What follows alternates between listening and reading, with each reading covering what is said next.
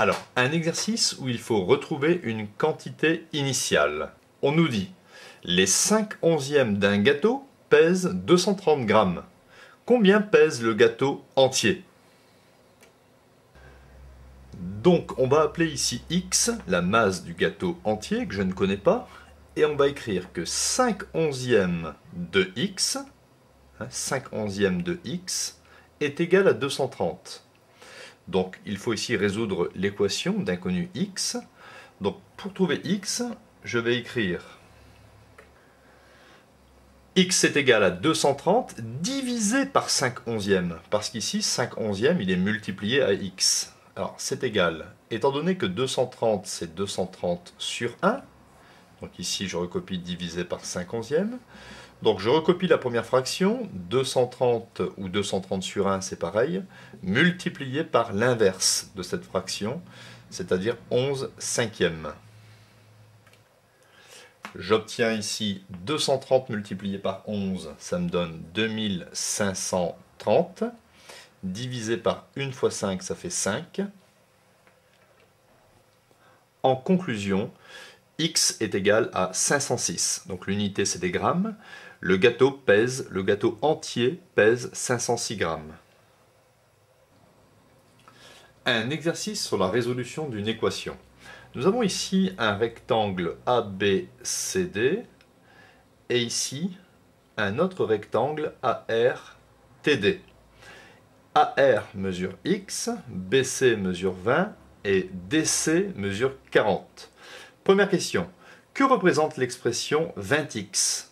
Deuxième question, que représente l'expression 20 facteur de 40 moins x? Petit 3, à quelle situation correspond l'équation 20 multiplié par 40 moins x est égal à 5 fois 20x?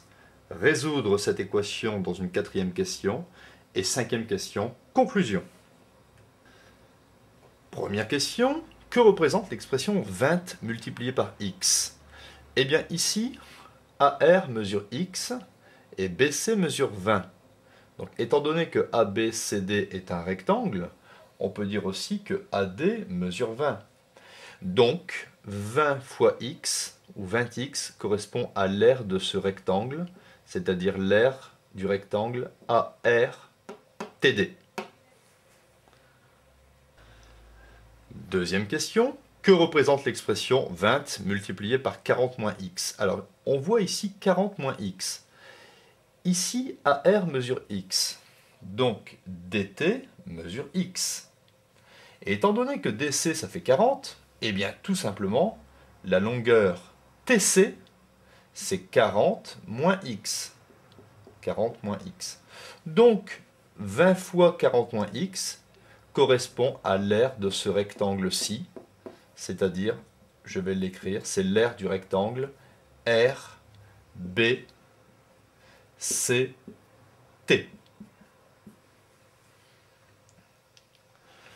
On rappelle ici que l'aire d'un rectangle, c'est longueur fois largeur, et pour celui-ci, par exemple, longueur fois largeur.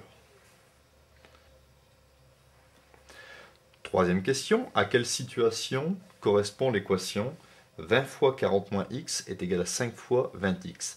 Alors 20 fois 40 moins x, on a dit, et je vais l'enlever, que c'était l'aire du rectangle RBCT. 20x correspond à l'aire du rectangle ARTD. Donc, l'équation revient à chercher la valeur de x pour laquelle l'aire du rectangle RBCT est égale à 5 fois l'aire du rectangle ARTD. Il faut trouver ici la valeur de x qui va répondre à cette question. Alors on passe à la résolution de cette équation. Donc on va essayer de chercher la valeur de x telle que l'aire de ce rectangle soit 5 fois l'aire de ce rectangle. 20 fois 40 moins x, je vais ici développer. 20 fois 40, ça me donne 2 fois 4, 8, et je rajoute 2 zéros, 800. 20 fois moins x moins 20x est égal 5 fois 20, ça me fait 100x.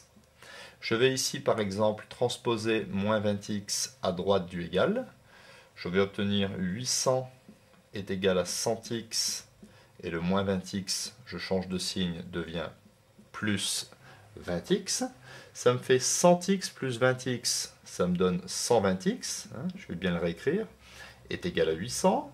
Je peux ici enlever un 0, et donc j'obtiens x est égal à 80 divisé par 12. Je peux diviser par 2, ça fait 40 divisé par 6. Je peux encore diviser par 2, ça fait 20 divisé par 3. Conclusion, je vais devoir prendre ici x est égal à 20 divisé par 3. Donc arrondi à un chiffre après la virgule, ça me fait 6, à peu près 6,7. Si j'exprime toutes les données en centimètres, 6,7 cm. Et bien en prenant x égale 6,7 cm, l'aire de ce rectangle sera 5 fois l'aire de ce rectangle. Un exercice de dénombrement. Dans une classe, il y a 2 fois plus de filles que de garçons. Sachant qu'il y a 36 élèves dans cette classe, quel est le nombre de garçons? Et éventuellement, quel est le nombre de filles? Alors, on va poser ici x, le nombre de garçons que je cherche, et on sait qu'il y a 2 fois plus de filles que de garçons. Donc le nombre de filles sera 2x. Je peux donc écrire que le nombre de garçons plus le nombre de filles est égal à 36 élèves, c'est-à-dire x plus 2x est égal à 36. X, c'est aussi 1x, donc je vais résoudre cette équation. 1x plus 2x, ça me donne 3x est égal à 36. Donc si je veux x, je fais x est égal à 36 divisé par 3, ce qui me donne 12. En conclusion, le nombre de garçons sera égal à 12, 12 pour les garçons, et le nombre de filles, 2 fois 12, c'est-à-dire 24. Et je retrouve bien ici que 12 garçons et 24 filles me donnent 12 plus 24 égale 36 élèves. Un problème de mise en équation. Même en multipliant par 11 tout l'argent qu'il possède, il manquera encore 150 € à Paul pour avoir 4000 €. Combien Paul possède-t-il actuellement? Alors on suppose qu'actuellement, Paul possède X euros.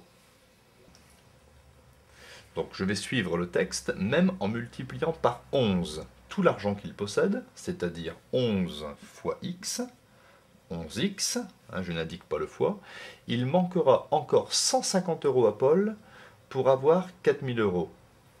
Donc, c'est-à-dire que sera égal à 4000 moins 150 €.